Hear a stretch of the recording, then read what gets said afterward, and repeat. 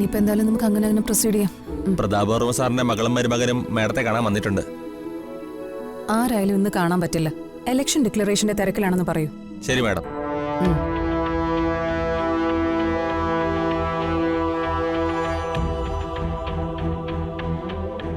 മേഡത്തെ ഇന്ന് കാണാൻ പറ്റില്ല. ഇലക്ഷൻ ഡിക്ലെയർ ചെയ്ത തിരക്കില്ല. ഞങ്ങൾ എത്ര നേരം വേണമെങ്കിലും വെയിറ്റ് ചെയ്യാം. എന്തായാലും കണ്ടിട്ടേ പോകുന്നുള്ളൂ. ശരി, ആയിക്കോട്ടെ.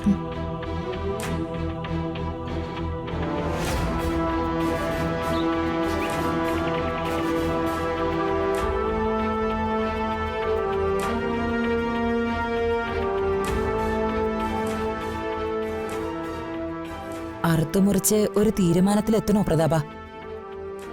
ചേച്ചി എന്താ അർത്ഥമാക്കുന്നേ? അല്ല, നിന്റെയും പ്രവർത്തന മേഖല രാഷ്ട്രീയമല്ലായിരുന്നോ? അതിൽ നിന്നും തീർത്തും ഒരു പിന്മാറ്റം വേണോന്നാ ഞാൻ ചോദിച്ചത്. പിന്നെന്താ, ഞാൻ രാഷ്ട്രീയ ആഭാസത്തിനൊക്കെ കൂട്ടിവയ്ക്കണോ? അതല്ല മോനെ, മഹാദേവ വർമ്മ സാർ ഒരുക്കി തന്ന ഒരു രാഷ്ട്രീയ വഴിയില്ലേ, അതനുസരിച്ച് ഈ കുടുംബത്തിൽ നിന്ന് ആരെങ്കിലും ഒരാള്. ചേച്ചി, ഞാനും എന്റെ തലമുറയിൽപ്പെട്ടവരും രാഷ്ട്രീയത്തിലേക്ക് വന്നത് ഞങ്ങൾക്ക് പൊതുജനങ്ങളോട് ചില കമ്മിറ്റ്മെന്റ്സ് ഉണ്ടായിരുന്നുകൊണ്ടാ. ഇന്ന് ആർക്കും അതില്ല. പലർക്കും അവരവരുടെ കീസുകൾ വീർപ്പിക്കണം, സമ്പന്നരാകണം. കള്ളനോട്ടടി പോലെയാ അവർക്ക് ഇപ്പോഴത്തെ രാഷ്ട്രീയം.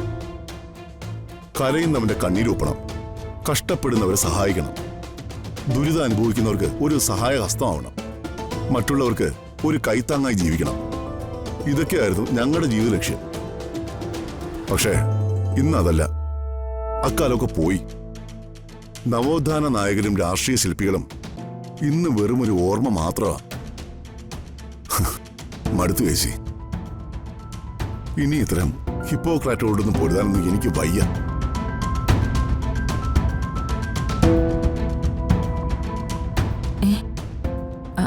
അതെ, ദേ സദാശിവൻ സാറ് വരുന്നു.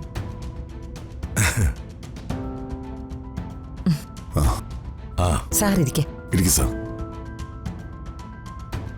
ആകെ ഒരു കലക്കം. മൂടിക്കെട്ടിയ ആകാശം പോലെയായി മനസ്സ്.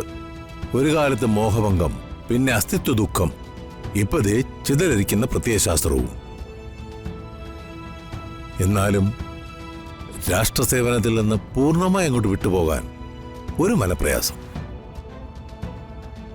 വർമ്മ സാറേ, എന്തായാലും ഇങ്ങനെ ഇരുന്നാ പോരല്ലോ. അതൊരു പരാജയമായി പോവില്ലേ? എന്താ വർമ്മ സാറിന്റെ മനസ്സിലെ പ്ലാൻ? മനസ്സ് മരവിച്ചു പോയി സാറേ. ഞാൻ ഇനി രാഷ്ട്രീയത്തിലേക്കില്ല. അങ്ങനെ പറഞ്ഞാൽ പറ്റുമോ? ഇതിലും വലിയ പ്രതിസന്ധികളെയും ശത്രുക്കളെയും ഒക്കെ നമ്മൾ നേരിട്ടതല്ലേ. അങ്ങനെ നേരിട്ടിട്ടല്ലേ നമ്മളിവിടെ വരെ എത്തിയത്. ആ പടപ്പുറപ്പാടിന്റെ ആരവങ്ങളും അലയൊലികളും നമ്മുടെ മനസ്സിലില്ലേ സാറേ? തോറ്റു പിന്മാറരുത്. സാർ ഇനി എന്തൊക്കെ പറഞ്ഞാലും ഞാൻ ഇനി പൊളിറ്റിക്സിലേക്കില്ല. എന്നാ ഞാൻ മറ്റൊരു നിർദ്ദേശം മുന്നോട്ട് വയ്ക്കട്ടെ. ഒരു ലയനമായാലോ? അവരാവശ്യപ്പെടുന്നുണ്ട്. ആര്? നമ്മുടെ എതിർ പാർട്ടിക്കാര്. അതിലും ഭേദം ആത്മഹത്യ ചെയ്യല്ലേ സാറേ നല്ലത്. ആ